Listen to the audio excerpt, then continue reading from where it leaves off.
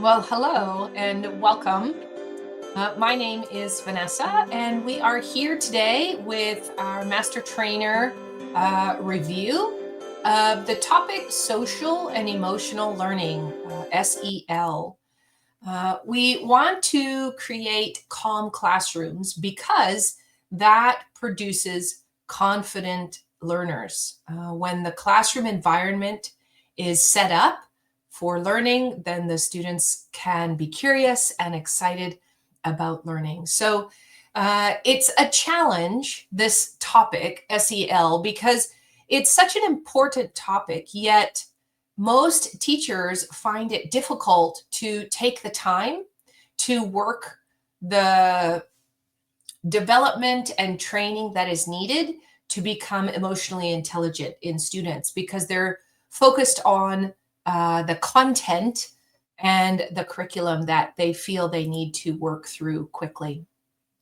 So today we're going to look at the understanding SEL a little bit more, the core competencies that are connected to SEL, how to implement SEL. I'm going to share a couple of examples of how to use SEL across subjects, some practical tools and rubrics that we can use to evaluate SEL, and then assessment and reflection.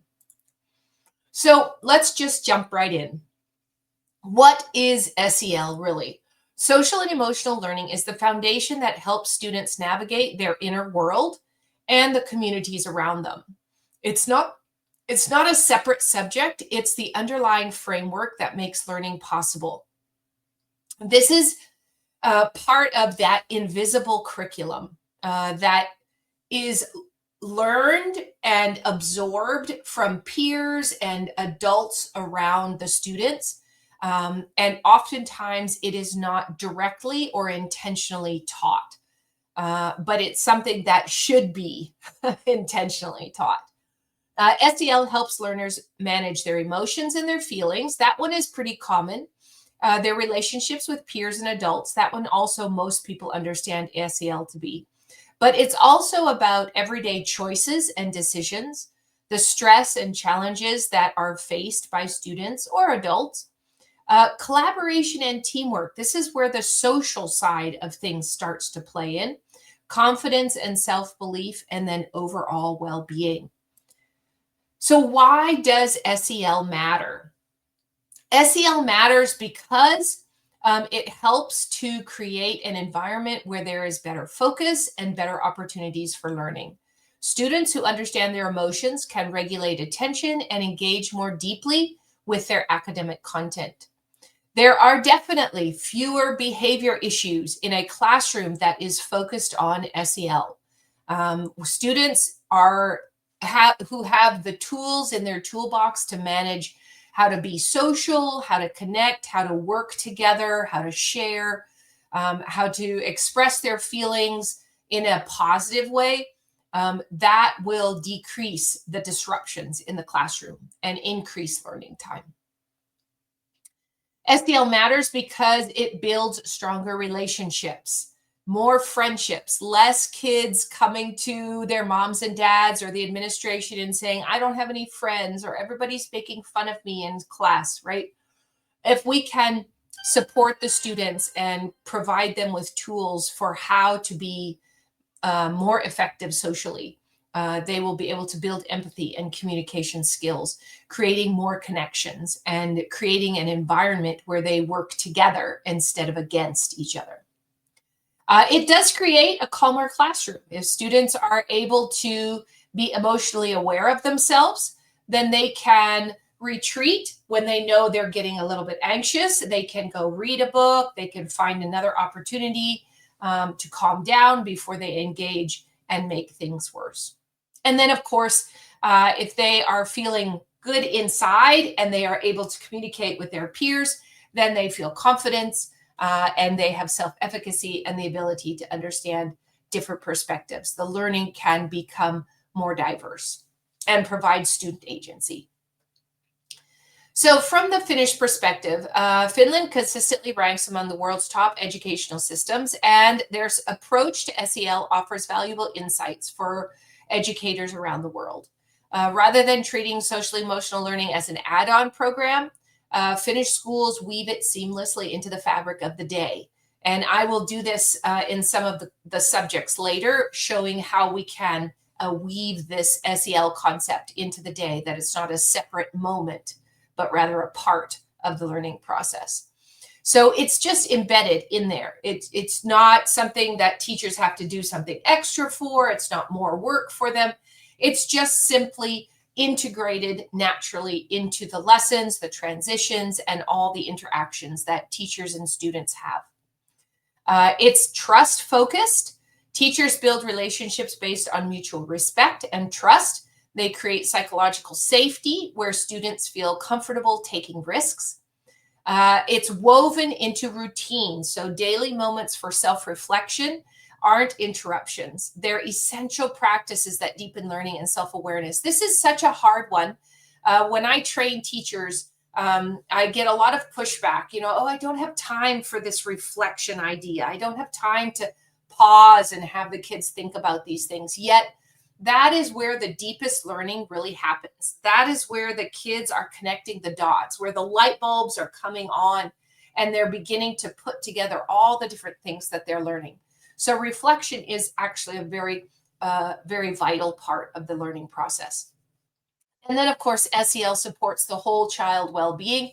Academic achievement is important. Yes, we all want our kids to get good grades and to be successful in school, but never at the expense of their mental health or their creativity or the joy in learning. So focusing on and building that foundation of social emotional intelligence will provide a healthy environment for the kids. So which SEL core competencies are Finnish competencies? Self-awareness is a big one. Recognizing our own emotions, values, strengths, and areas for growth. This is where emotional intelligence really comes in, and we want the kids to be able to name the feelings that they have, and then not only name them, but then understand, okay, when I feel angry, I have these 3 or 4 things that I can do to release that anger in a safe way, or I'm frustrated, and how can I share that effectively with the peers if they are doing something that frustrates me. Self-management, being able to regulate our emotions, thoughts, and behaviors in different situations, managing stress, controlling impulses, and motivating oneself. These are all foundations in academic success. Social awareness, understanding and empathizing with others from diverse backgrounds and cultures. In one of the schools that I worked in, we had 41 different geographical locations for students, and each one has a slightly different culture, right?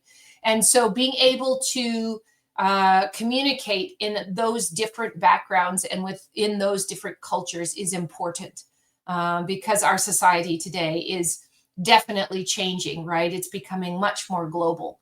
And so we have to be able to communicate in different ways. Other core competency is relationship building and the responsibility of decision making. Even at the age of pre-K and kindergarten, grade 1, their level of decision making is not as complex as grade 5, 6, 7, and beyond, but they are still very capable of making decisions, deciding what their colors they want to use, what they want to say, what they're feeling. They can learn all of those things. And so giving them the opportunities and the trust to process and go through that is a very important competency or skill they need to learn. So what does a healthy social emotional environment look like in your classroom? When SEL is effectively integrated into classroom cultures, you'll notice tangible shifts in student behavior, interactions, and overall atmosphere. This is, honestly, if you walked through a school and just spent even 2 or 3 minutes in each classroom, you would be able to tell which classrooms have taken the time to stop and work on emotions or work on decision making or work on agency and relationships, because it just feels different. The students are with each other instead of against each other. They're not constantly arguing and fighting. They're working as a group. So students should be able to identify their feelings. You should be able to see calm transitions from one activity to the next, from one subject to the next. It should be calm and supportive of each other. There should be respectful collaboration between peer-to-peer or in small groups or in large groups. Their conflict resolution should be done with words and maybe drawing, right? Or some other effective way to communicate, as opposed to yelling and screaming and hitting and tearing and all of those things. Students can recognize their own strengths and actually in the strengths of others. This is where that reflection process really makes a difference, because when students recognize the strengths or the behaviors in others, they can also begin to recognize them in themselves. And then again, reflection in a successful SEL classroom is simply a foundation, a routine that is always being used.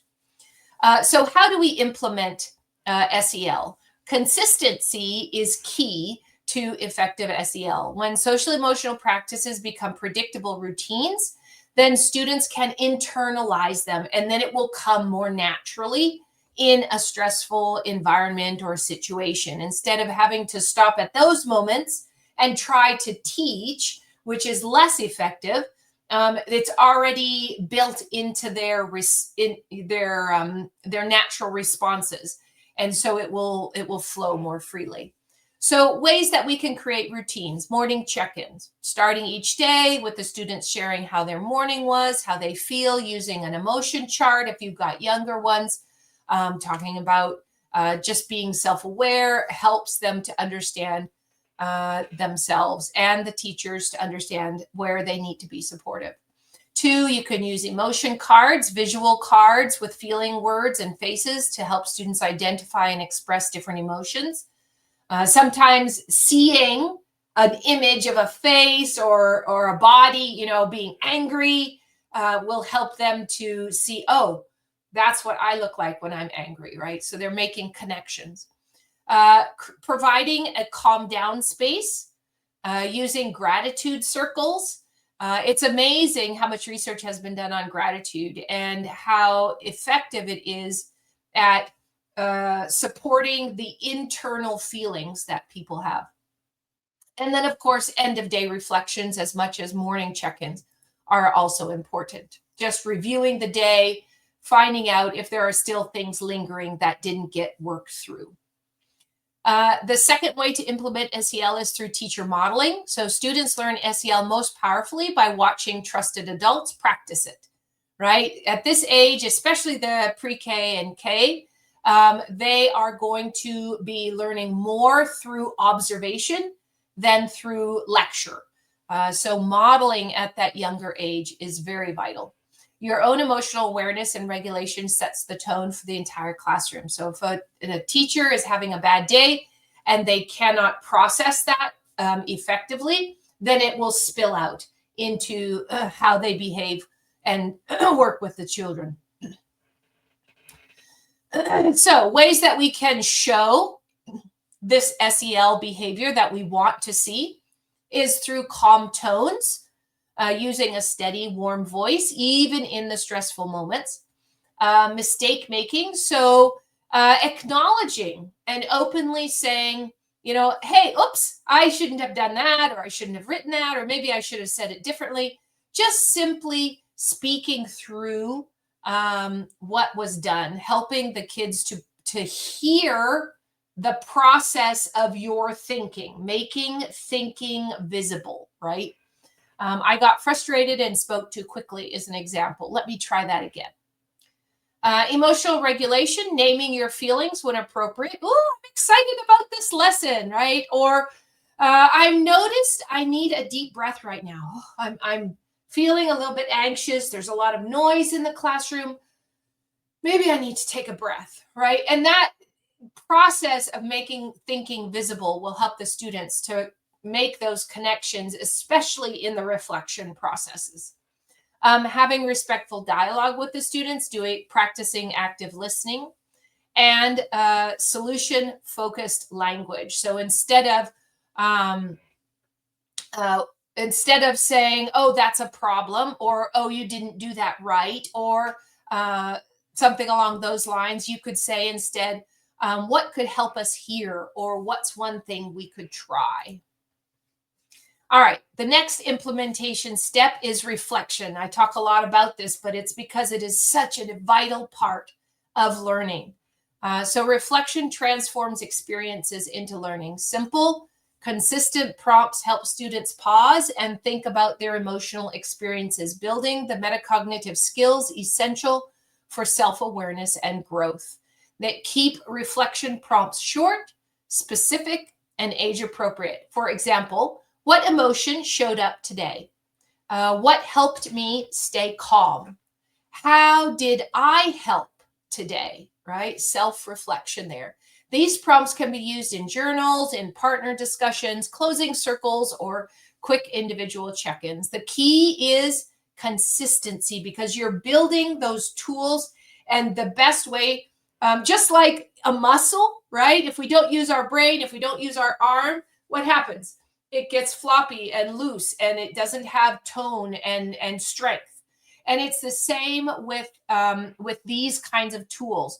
If we create the opportunity for the students to practice again and again and again, it becomes stronger, it gets more embedded, and it's internalized, and then it will come out naturally.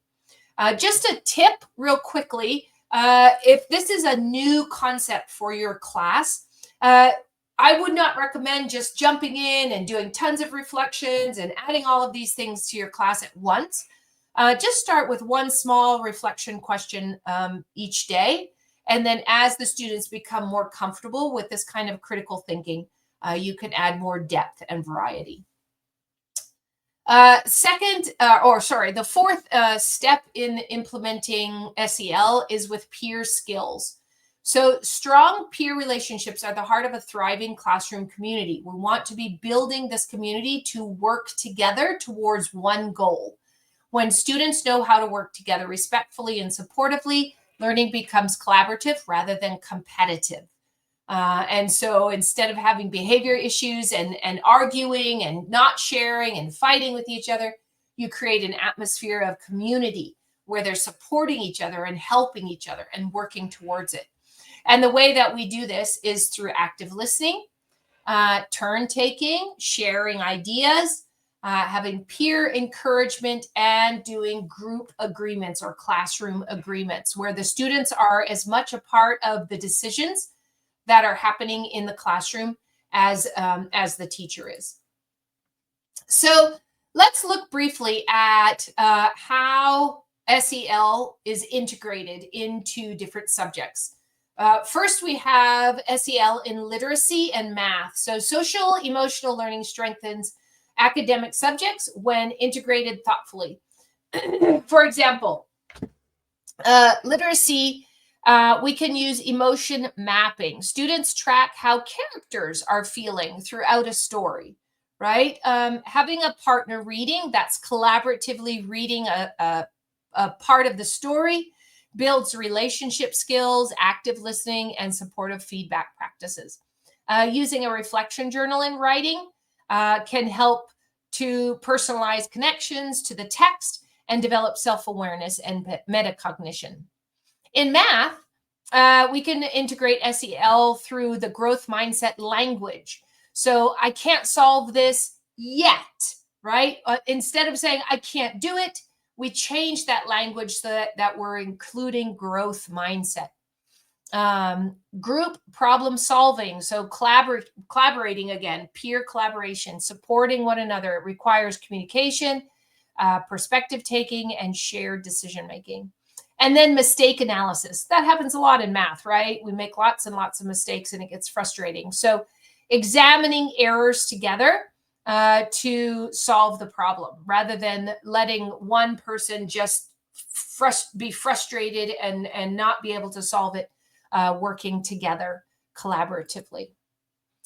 How do we integrate SEL in science and social studies? So content-rich subjects offer rich opportunities for SEL integration. These disciplines naturally invite perspective taking, collaboration, and they actually, within their own subject, science experiments and scientific discovery automatically follows these similar questions, these inquiry, these deeper understanding questions that we're asking in SEL about ourselves. And in these subjects, it does the same for the subject. So lab work requires cooperation, clear communication, shared responsibilities, predicting, observing, and reflecting. This is the scientific process that mirrors the SEL reflection process. What do I expect? What actually happened? And what did I learn, right? So similar questions that we would ask as in an SEL integration circle or reflection time. For social studies, understanding historical events from multiple viewpoints. So diving into that diversity and being aware of other cultures. Social studies does that well because we're studying often the world and the different cultures that were in the past, the present, or even what we might be guessing is the future. Conflict resolution role play. This one is good fun for the kids. Acting out historical or current conflicts helps students practice negotiation and responsible decision making. And then community empathy walks. These are a lot of fun. The students explore local community needs by building citizenship and social awareness through direct connection to the community.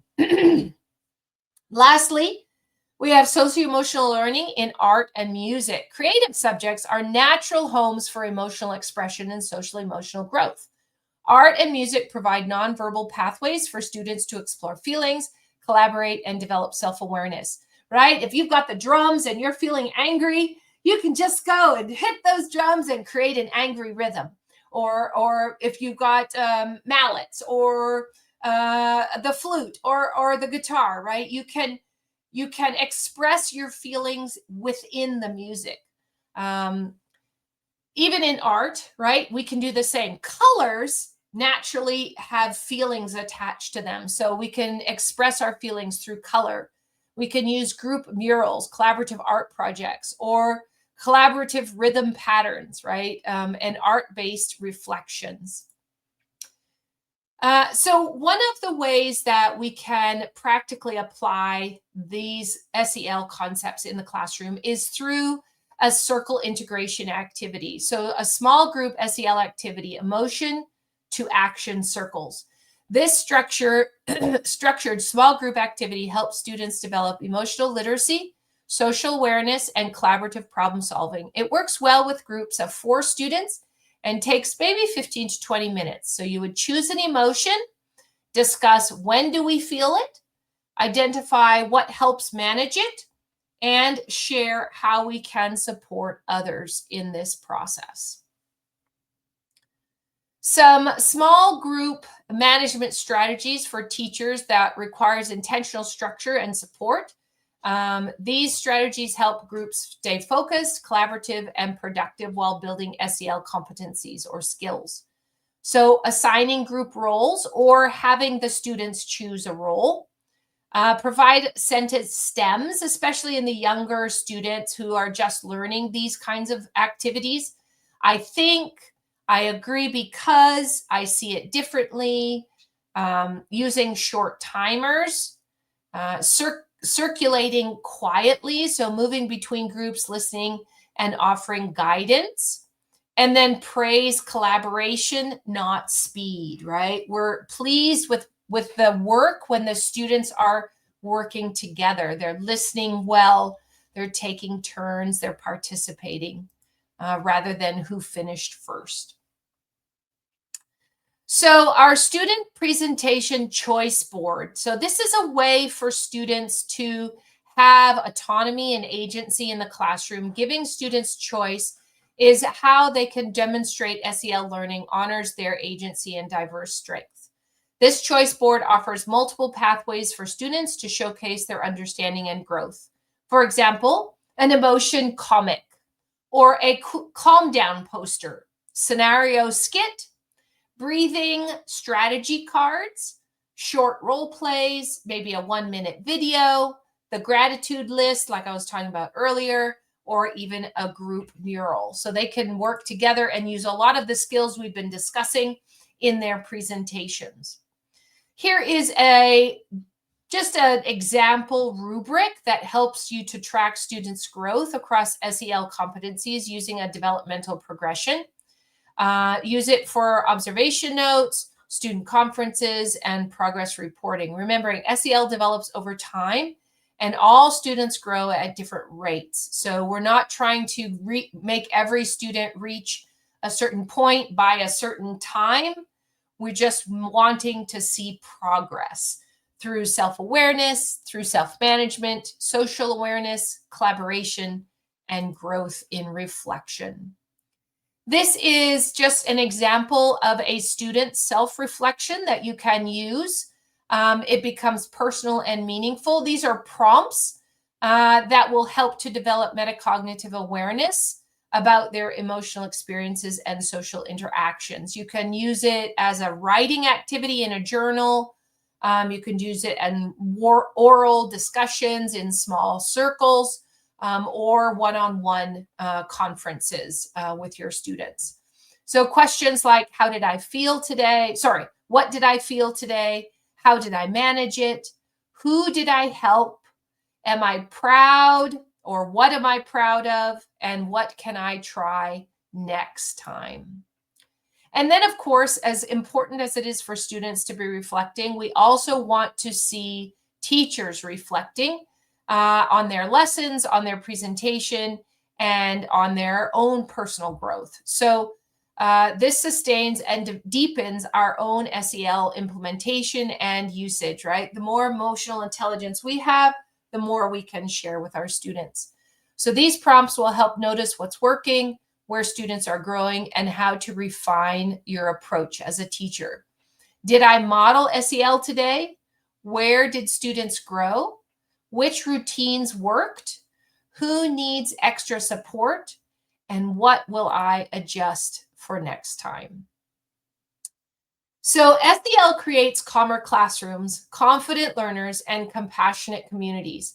When we prioritize social emotional learning, we don't just improve behaviors, right? We transform the entire learning experience. The atmosphere in the classroom changes. Students who feel emotionally safe take more risks, collaborate more generously, and develop the agency needed to navigate an ever-changing world. We are developing 21st century skills. Thank you for being part of this community of SEL in the classroom, CCEFinland learners. I hope this was helpful and you found some practical ways to implement in your own classroom. Thank you.